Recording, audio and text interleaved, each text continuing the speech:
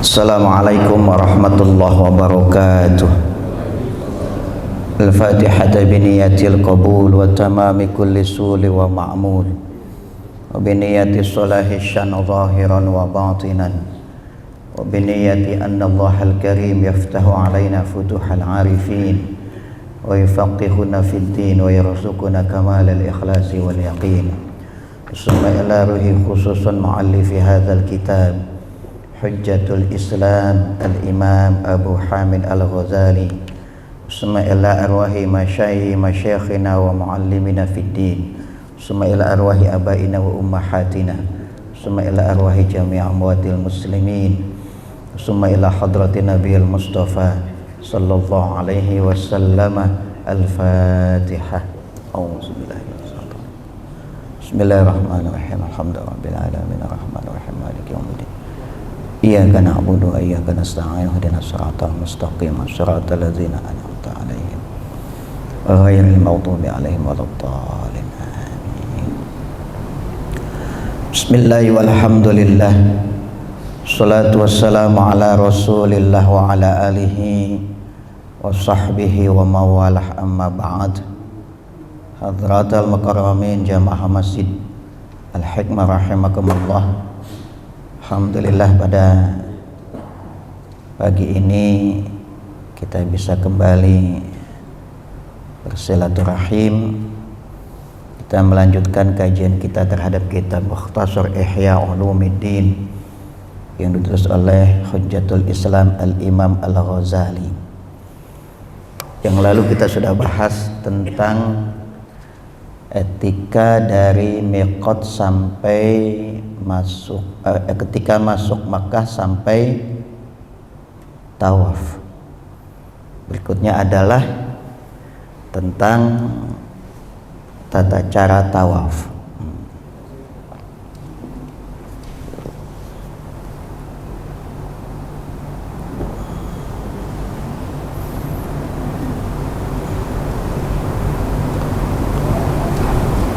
Tawaf itu artinya berkeliling atau mengelilingi, yang tentu saja dengan tata cara dan syarat tertentu akan kita sajikan dalam kesempatan kali ini.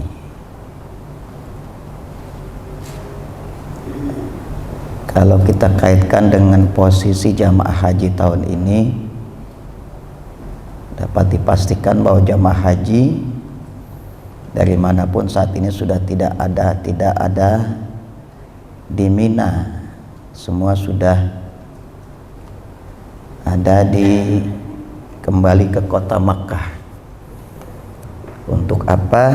Untuk melaksanakan rangkaian manasik haji yang lainnya, yaitu tawaf ifadah, sa'i, tahallul, bahkan sudah ada yang tawaf wada yang akan segera kembali ke tanah airnya.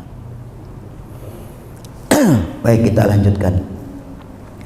Wa qala Syekhul Mu'allif rahimahullahu ta'ala wa ataman naf'a bihi wa nafa'ana Allahu bi barakati ulumihi wa bikum fid dharain amin. Summa qala al jumlatur rabi'ah fit tawafi. Berikutnya adalah tentang pelaksanaan tawaf. Fa iza arada iftitah at-tawafi imma lil qudumi aw li ghairihi fayambaghi an yura'iya umuran sittatan. Ketika akan melakukan tawaf, apakah tawaf kudum atau tawaf lainnya? Tawaf itu kan macam-macam. Tawaf rukun namanya tawaf ifadah, yang sekarang sedang dilakukan oleh jamaah haji, itu rukun. Atau tawaf kudum juga termasuk kalau yang pertama kali masuk ke kota Makkah, hajinya tamatu. Atau tawaf sunnah, tawaf yang biasa yang tidak ada kaitannya dengan prosesi haji, atau tawaf wada, tawaf untuk berpamitan. Maka ketika akan melaksanakan tawaf seperti itu, fayambaghi an yura'iya umuran sittatan, hendaknya memperhatikan 6 perkara berikut. Al-awwalu an yura'iya surutas sholati min taharatil hadasi wal habasi fi thawbi wal badani wal matafi wa satril awrati. Yang pertama, memperhatikan syarat-syarat sholat, dari mulai suci terhadap hadas besar dan kecil. Jadi tawaf nggak boleh orang masih junub, maka dia mandi wajib. Tawaf nggak boleh orang nggak suci, maka dia harus wudhu. Maka suci pada pakaian, badan, dan mataf, tempat tawaf. Dan tempat tawaf dipastikan pasti selalu suci karena dibersihkan terus oleh petugasnya. Dan juga menutup aurat.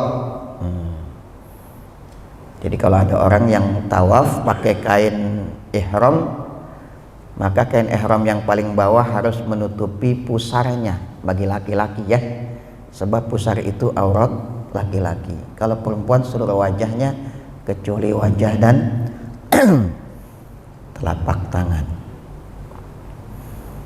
Sebab apa? Fatawafu bil baiti sholatun, sebab tawaf itu sama dengan sholat.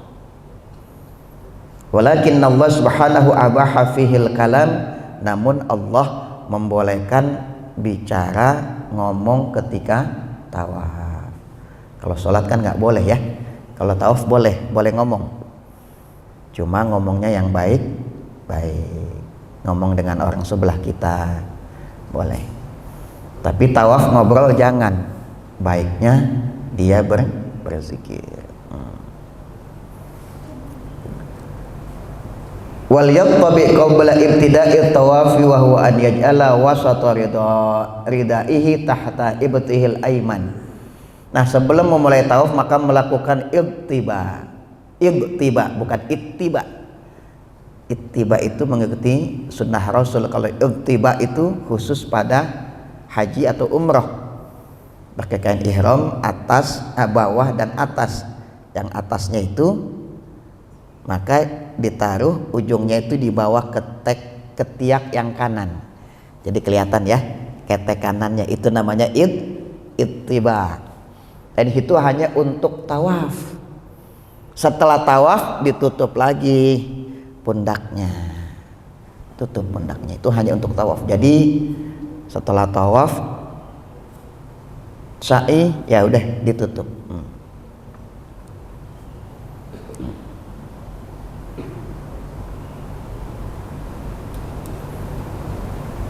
Wa yaqta'u talbiyata inda ibtida'i tawafi wa yashtaghilu bil adiyati allati sanazkuruha. Nah, saat itu ketika akan memulai tawaf tidak lagi membaca talbiyah. Stop talbiyah sampai di situ. Begitu juga ketika orang sudah melontar jumroh. Melontar jumroh yang Aqabah yang pada tanggal 10 Zulhijjah, maka setelah itu tidak lagi membaca talbiyah. Yang kedua, ats-tsani iza farawa minal ittiba'i falyaj'alil baita ala yasari. Setelah ittiba memulai sholat, maka menjadikan Ka'bah berada di kiri. Berarti saya di sini, Ka'bah di sini, bukan Ka'bah ada di sebelah kanan kita.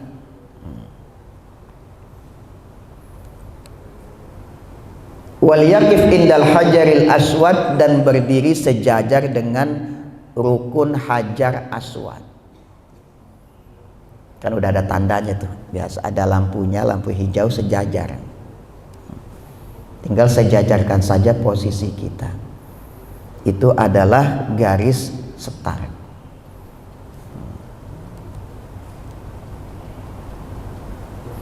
Wal yatanaha anhu qalilan liyakunu al hajaru qaddamahu, sehingga hendaknya dia menjauh sedikit agar hajar aswad berada di depannya, maksudnya sejajar. Fayamuru bi jami'il hajari bi jami'i badani fi ibtida'i tawafi. Nanti ketika setar di Hajar Aswad, dia mulailah seluruh lintasan tawafnya dengan seluruh badannya. Jadi kalau tawaf kita sudah gitu aja. Anggap saja ini laptopnya ini tawaf Ka'bah, Hajar Aswad di sini. Ya sudah, kita mulai dari sini. Terus, tapi jangan posisi badan jangan melihat Ka'bah. Kita jalan aja begini menghadap ke depan tetap. Karena ada orang tuh tawaf sampai melihat Ka'bah jadi jalannya miring. Nah, itu malah menyusahkan. Dan pasti ditabrak oleh orang lain dan itu mengganggu orang lain yang tawaf. Apalagi kadang-kala tawafnya sama istrinya. Istrinya dipegangin terus sambil tawaf dan akhirnya tertubruk dengan orang lain. Faliyaj'al bainahu wa bainal baiti qadra salasi khutuwatin, dan hendaknya ada jarak sekitar 3 langkah dengan Ka'bah. Jadi jarak idealnya tuh begitu ya.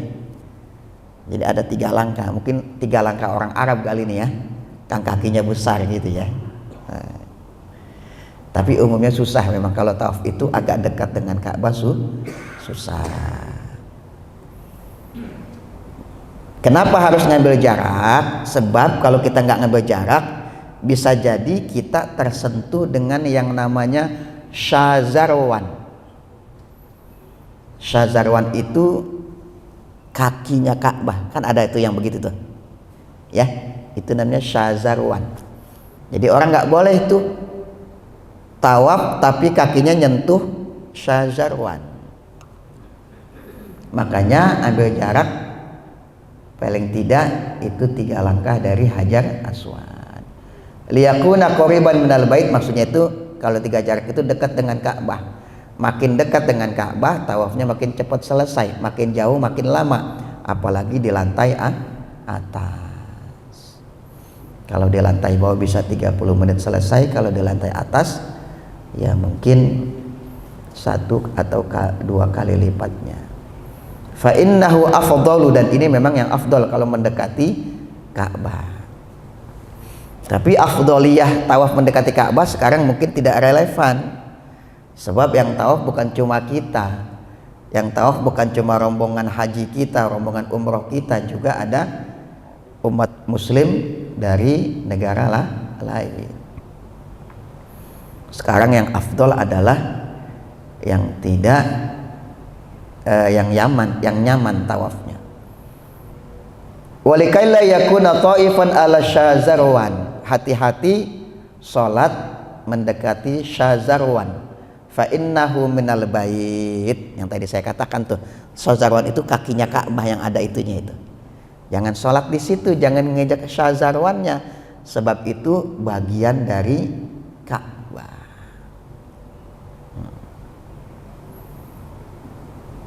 Itu jangan ya. Nah, kalau ini kan suka pinggirannya itu ada garisnya tuh ya.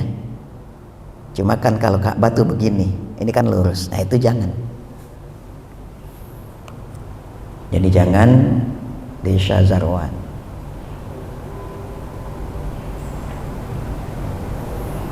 Wa ta'ifu alaihi la yasihu tawafuh. Jadi kalau orang tawaf di syazarwan, tawafnya tidak sah. Li'annahu ta'ifun fil bait, sebab kalau orang tawaf di syazarwan itu sama saja dia sholat di dalam Ka'bah. Sholat harus di luar Ka'bah. Tawaf juga begitu. Tapi kita bisakah sholat di dalam Ka'bah? Bisa. Buat orang yang dikasih izin masuk ke dalam Ka'bah, ada babul Ka'bah, pintunya di dalamnya, nggak ada apa-apa isinya. Kalau zaman dulu kan ada patung segala macam ya.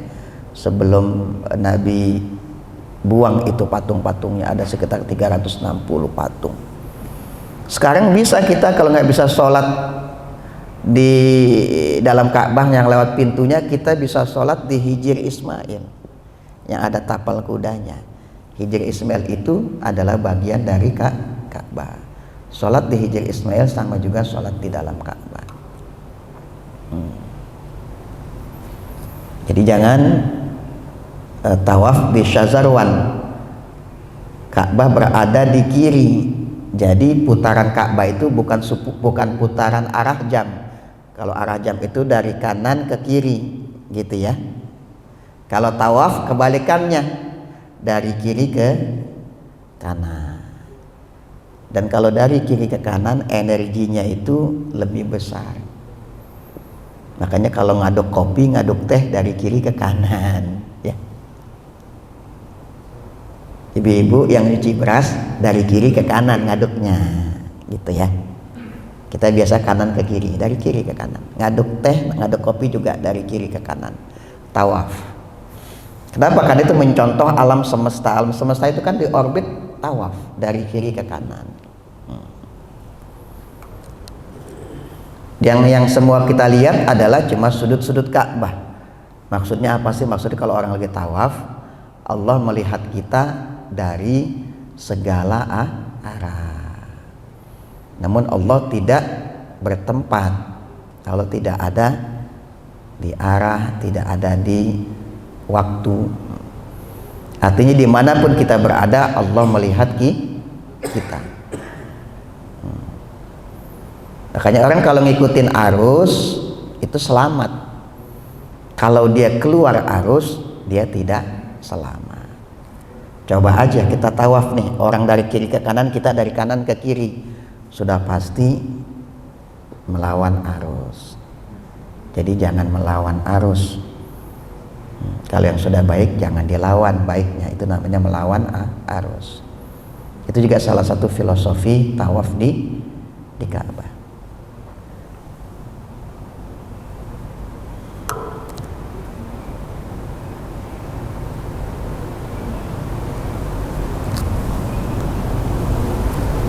As-salisu an yakula qabla mujawazatil hajari bal fi ibtida'i tawafi bismillahi wallahu akbar Allahumma imanan bika wa tasdiqan bi kitabik wa wafa'an bi ahdik wa ittiba'an li sunnati nabiyik Muhammadin sallallahu alaihi wasallam. Nah, ketiga, sebelum melintasi Hajar Aswad, maksudnya akan ketika memulai tawaf, maka ucapkan bismillahi wallahu akbar Allahumma imanan bika wa tasdiqan bi kitabik wa wafa'an bi ahdik wa tibani sunnati nabiyika Muhammadin sallallahu alaihi wasallam. Dengan menyebut nama Allah, Allah Maha Besar, ya Allah kami beriman kepadamu, percaya dengan kitabmu dan setia dengan janjiku kepadamu, dan mengikuti sunnah Nabi Muhammad sallallahu alaihi wasallam. Atau bisa juga maksudnya Allahumma nas'aluka imanan bika, ya Allah aku mohon agar kau selalu tanamkan iman kepadamu, percaya dengan kitabmu, dan seterusnya. Wa yatufu, lalu kemudian mulailah tawaf. Fa awwala ma yujawizul hajar yantahi ila babil baiti.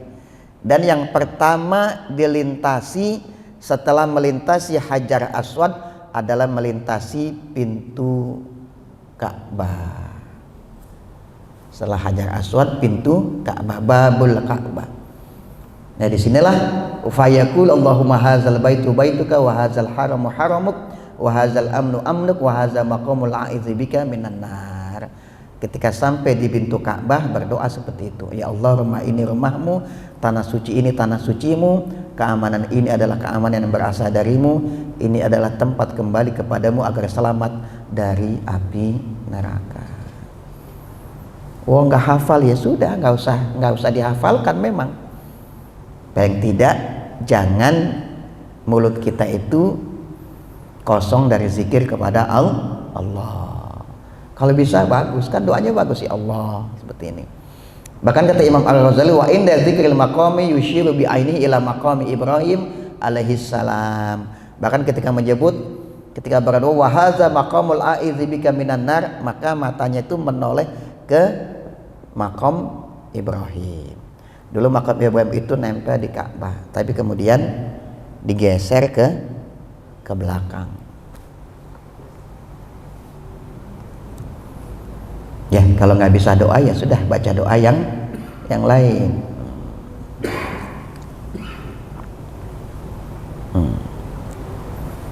Jadi saat melihat melintasi pintu Ka'bah, ketika wahaza maqamul a'idzi bika minan nar, maka pandangannya ke maqam Ibrahim sambil berdoa, Allahumma inna baitaka azimun wa wajhaka karimun wa anta arhamar rahimin fa'idni minan nari wa minasyaitonir rajim wa harim lahmi wa dami 'alan nar wa amminni min ahwali yaumil qiyamah waqfini mu'natad dunya wal akhirah.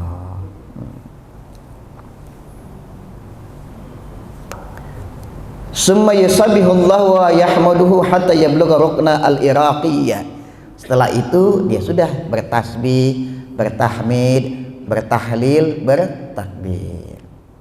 Kalau nggak bisa baca doa dari awal sudah subhanallah walhamdulillah wala ilaha illallah wallahu akbar, subhanallah alhamdulillah wala ilaha illallah wallahu akbar. Masa zikir yang itu nggak bisa? Yang ini wajib bisa ya. Umat Islam wajib bisa deh, jangan semuanya nggak bisa sama sekali. Nah, begitu juga kalau nggak hafal Al-Quran, paling tidak hafal deh tuh 4 surat, qul ya ayyuhal kafirun, qul huwallahu ahad, qul a'udzu birabbil falaq, qul a'udzu birabbin nas.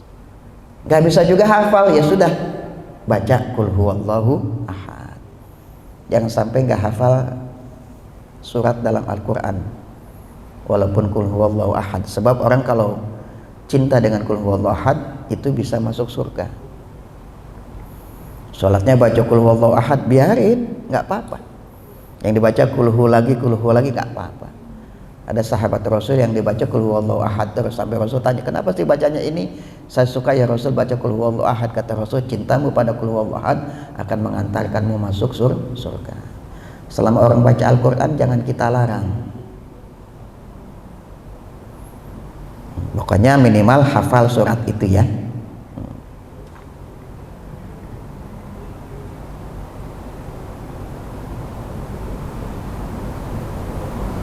Sama juga kalau hari Jumat, ketika imam mau naik mimbar biasa ada tuh innallaha wa malaikatahu yusholluna 'alan nabi ya ayyuhalladzina amanu shollu alaihi wa sallimu taslima. Jangan dilarang, itu lagi baca Al-Quran. Kalau melarang-larang sama juga melarang orang baca Al-Quran. Nah, jadi ketika sampai ke rukun iraqi, maka bertasbih, bertahmid, bertahlil, bertakbir. Faiza balaghal mizaba, dan ketika sampai mizab, mizab itu talang emas kan di Ka'bah itu, di dekat rukun iraqi, tengah-tengah Hajar Ismail ada mizab talangnya itu. Ya, sampai mizab berdoa Allahumma azillani tahta zilli arsyika yawma la zilla illa zillu arsyik, Allahumma skini bi ka'si Muhammadin sallallahu alaihi wasallam syurbatan la azmu ba'daha abadan. Ya Allah, naungilah aku di bawah naungan arsy-Mu pada hari di mana tidak ada naungan selain naungan arsy-Mu. Ya Allah, berilah aku minum dengan satu tegukan dari cawan Nabi Muhammad yang dengannya aku tidak lagi merasa kehausan. Jadi nanti ketika kita melintasi sirat berhasil, sebelum kita melalui proses yang lain, maka kita dikasih minum dari telaga, dari haud. Ya, Nabi Rasul itu udah nungguin kita itu, dikasih satu-satu cawannya, gelas. Ya Allah. Maka sunnahnya ketika orang setelah melakukan sesuatu yang berat, capek, maka dia dihibur. Orang melintasi sirat kan itu stres, ya. Selesai maka dikasih diapresiasi. Maka diapresiasi minum dari air telaga haud oleh Rasulullah sallallahu alaihi wasallam. Kita juga begitu tuh mendidik anak kita, kalau dia ada prestasinya kita puji, kita kasih reward.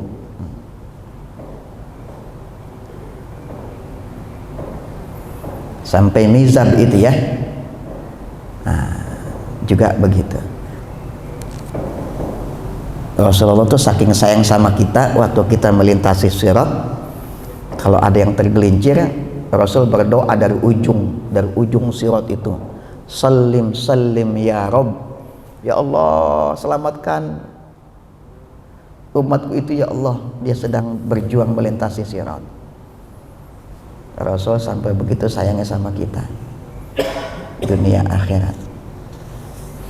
Fa iza balagha rukna asy-syamiyya qala Allahumma ij'alhu hajjan mabrura wa sa'yan mashkura wa dzamban maghfura wa tijaratan lan tabur ya azizu ya ghafur rabbighfir warham wa tajawaz amma ta'lam innaka antal a'uzul akram.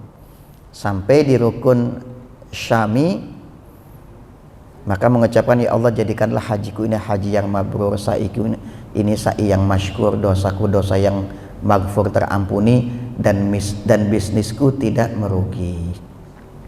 Wahai yang maha perkasa dan pengampun, ampuni dan sayangi aku, hapuslah dosaku sebagaimana engkau ketahui sesungguhnya engkau maha perkasa dan mulia. Nggak bisa baca doa ini, ya sudah, sepanjang tawaf dia berzikir, bertasbih, bertahmid, bertahlil, bertakbir. Fa iza balagha rukna al-yamaniyah, ketika sampai di rukun al-yamani. Jadi nama rukun-rukun Ka'bah itu, sudut-sudut Ka'bah itu ada yang menunjukkan posisi arah negara. Rukun Iraqi berarti mengarah ke negara Irak. Rukun Yamani mengarah ke negara Yaman. Rukun Syami mengarah ke negara Syam. Suriah, Lebanon, Yordan, Palestina. Fa iza balagha rukna al-yamaniyya qala Allahumma inni a'udzubika minal kufri wa a'udzubika minal faqri wa min adzabil qabri wa min fitnatil mahya wal mamat wa a'udzubika minal khizyid dunya wal akhirah. Ya Allah, aku berlindung kepadamu dari kekafiran, kemelaratan, azab kubur, ujian saat hidup dan mati, dan kesengsaraan di dunia dan di akhirat. Jadi sampai melintas rukun Yaman ini berdoa, ya Allah, doa akhirat ini jangan sampai kita kafir, jangan sampai kita melarat setelah pulang haji. Kita selamat dari azab kubur, selamat dari ujian ketika hidup dan mati. Ujian itu bukan cuma di dunia, di kuburan juga ada ujian. Jadi gini, kita ini Pak nggak bakal selesai dari ujian. Pengen kita nggak diuji, nggak bisa. Jangankan hidup mati saja kita diuji, ya. Ditanya sama malaikat. Kita selesai ujian itu kalau sudah masuk surga. Di akhirat juga kita diuji, dihisab, melintasi sirat dan seterusnya.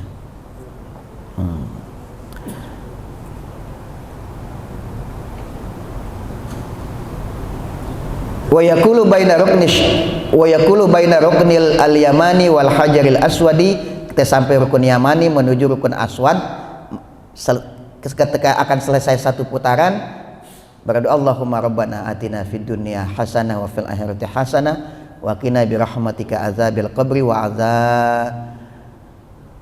azabin nar. Atau yang gampang, rabbana atina fid dunya hasanah wa fil akhirati hasanah wa qina azaban nar. Berarti itu tanda mau mendekati rukun Aswad.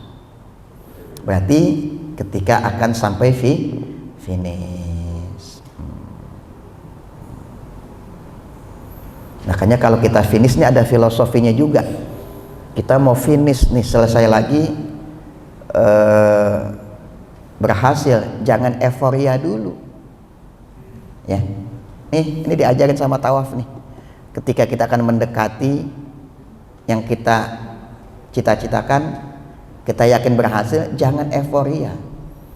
Kadang-kala itu kalau kita euforia, kita akhirnya nggak kecampaian.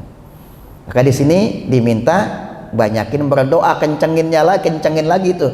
Allahumma rabbana atina fid dunya hasanah wa fil akhirati hasanah wa qina adzabannar. Fa iza balagal hajarul aswada qala Allahumma ighfirli bi rahmatika a'udzu bi rabbi hadzal hajari minad daini wal faqri wa dhiqi sadri wa azabil qabri. Ketika sudah sampai Hajar Aswad, berdoa, ya Allah, dengan rahmatmu ampunilah aku berlindung kepadamu, kepada pemilik Hajar Aswad ini, maksudnya Allah, dari terlilit hutang, dari kemiskinan, dari sempitnya dada, dan juga azab kubur.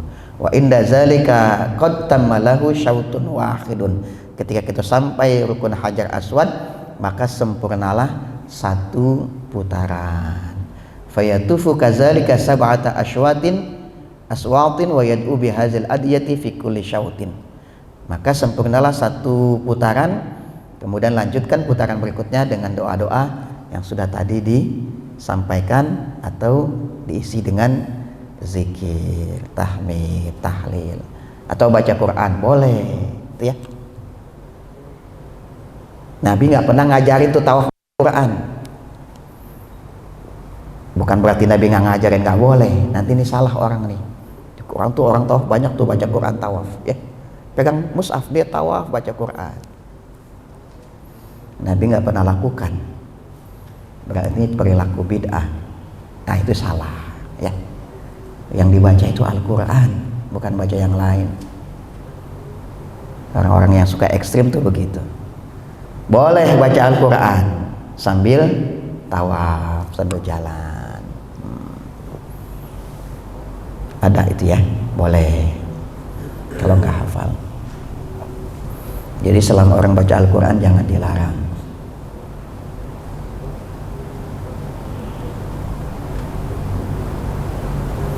Yang keempat, ar-rabi'u an yarmula fi salasati asywatin.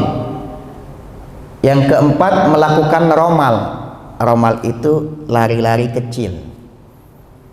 Pada yang mana? Pada putaran 3 putaran yang pertama. Jadi agak berlari pada 3 putaran pertama.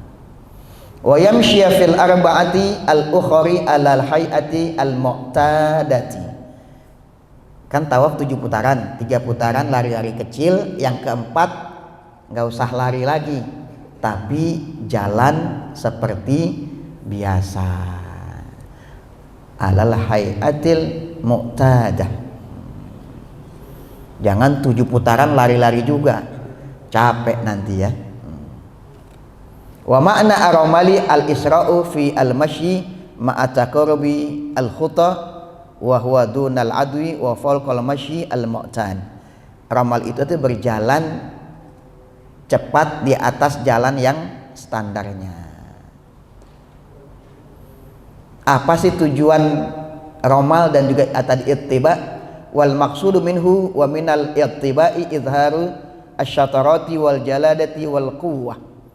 Hakaza kana al-qasdu awalan qat'an litam'il kufari wa baqiyat tilkas sunnatu. Tujuannya itu untuk menunjukkan kegagahan dan kekuatan. Dulu itu kenapa Rasul tawaf ketiga itu 3 putaran pertama itu agak lari-lari, sebab orang-orang kafir ngelihat tuh dari atas bukit. Wah, ternyata nih Muhammad dan sahabat-sahabatnya masih gagah, masih sempat lari-lari tawaf. Nah, tujuannya itu begitu ya. Jadi makanya tawaf itu mesti semangat pada 3 putaran pertama. Sekarang bagaimana kalau lagi berdesakan, susah, ya nggak bisa kita lakukan. Maka kalau sudah seperti itu, lakukan bagaimana kondisi yang ada saat ketika kita tawaf. Kalau nggak bisa juga, wal afdalu al-ramalu ma'ad dunuwi minal bait fa illam yumkinhu lizahmah fa ramalu ma'al bu'di afdalu. Kalau kata Imam Al-Ghazali, kalau memang dekat itu nggak bisa ramal, yaudah deh jarak jauh. Sekarang juga kalau jarak jauh tetap penuh selama ada di mataf. Ini Imam Al-Ghazali saking ingin ittiba'us sunnah, menjaga sunnah, kalau nggak bisa ramal, lari kecil ketika 3 putaran pertama di dekat Ka'bah nggak bisa, udah agak menjauh. Sekarang juga agak susah. Makanya ketika kita haji itu banyak sunnah-sunnah Nabi itu yang kadang-kadang nggak mungkin kita lakukan karena kondisi. Nah kalau sudah seperti ini, jangan nyari yang afdol, cari yang maslahat. Maslahat itu yang membawa manfaat dan mencegah mudarat. pengen sholat dekat Ka'bah, desak-desakan dengan orang lain terpental, pengen melontar jumroh pada waktu tengah hari bolong, desak-desakan dengan orang-orang yang tubuhnya besar terinjak-injak. Kalau udah seperti itu jangan nyari afdol, tapi nyari yang maslahat.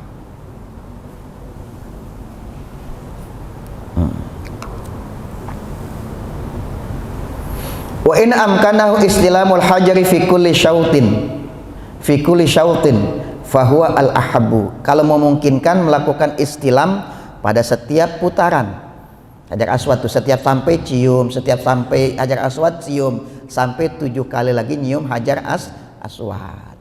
Tapi ini tentu saja tidak memungkinkan. Fahuwa al ahabbu, ini memang yang lebih dicintai, disukai. Wa in mana'athu zahmatu asyara bil yadi wa qabbala yadahu.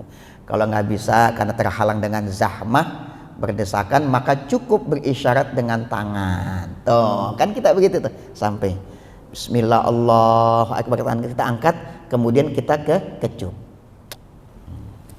Mengecup tangan ini simbol dari mengecup Hajar Aswad.